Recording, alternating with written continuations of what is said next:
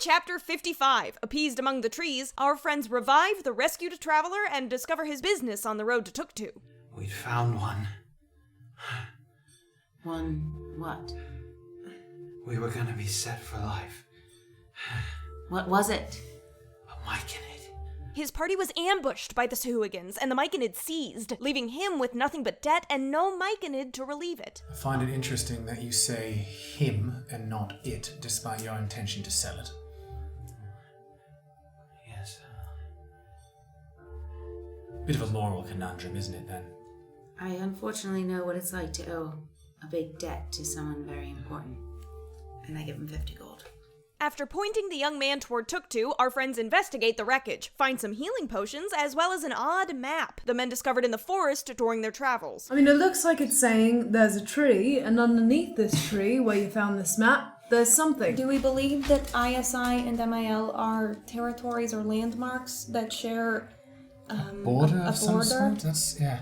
No cities, to my knowledge, in Antisuyu, The but decision is whether or not we want to take, it could be, I don't know, a day out of the trip to investigate this. No. I honestly don't think it's worth it. Without much to go on, they continue north, but stop to observe a couple of Ackley elves repairing a bridge from an apparent storm. Our friends investigate. Periodically, the tempests will move to a different portion of the grove to cleanse and renew, and their movement between them is known as the squall cycle.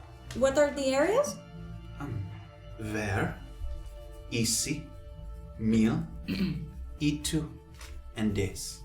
At the elves' recommendation, our friends aim to circumvent Des, the Tempest's current location. They said that perhaps we should avoid... the EC might be... the weather might not be good either, but we should, I think... Split the difference. Exactly.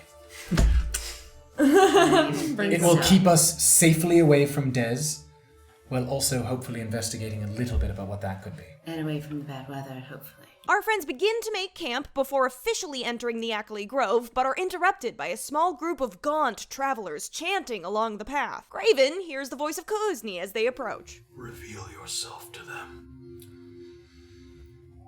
Why? You are an imperfect acolyte, Graven. A god requires penitence. They will give it to me. And then I will not be required to punish you for your lack of it. Graven greets the travelers alone. We wish only to complete our pilgrimage. To where?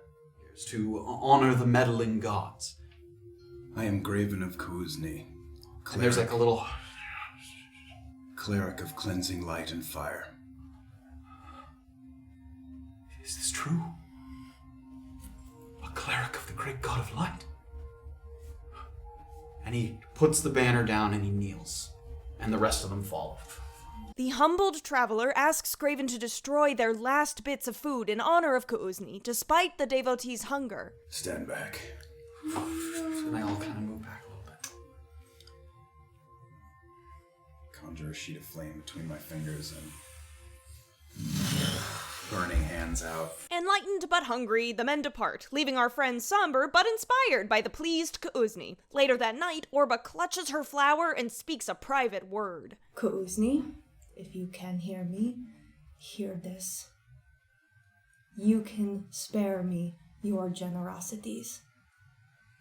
I only do things for Graven, not for you. And a single petal of the flower falls off.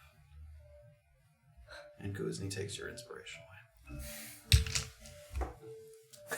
During the last watch, Safira notices the party's precious belongings being dragged off by veggie pygmies. And it stops, and again, it kind of, with sticky eyes, sort of opens and closes, and you see the one. I kind of, it's not yours! Everyone but Orba sort of bolts up at the shouting of Safira's voice. So that is where we'll pick it up next time. Might be sinking in the river at this point. With a couple of thieving veggie-pygmies. What will come of the missing myconid? Will the Tempests not take kindly to nosy travelers? Can our friends get back their items without destroying the whole forest? Find out next time on Tabletop Notch.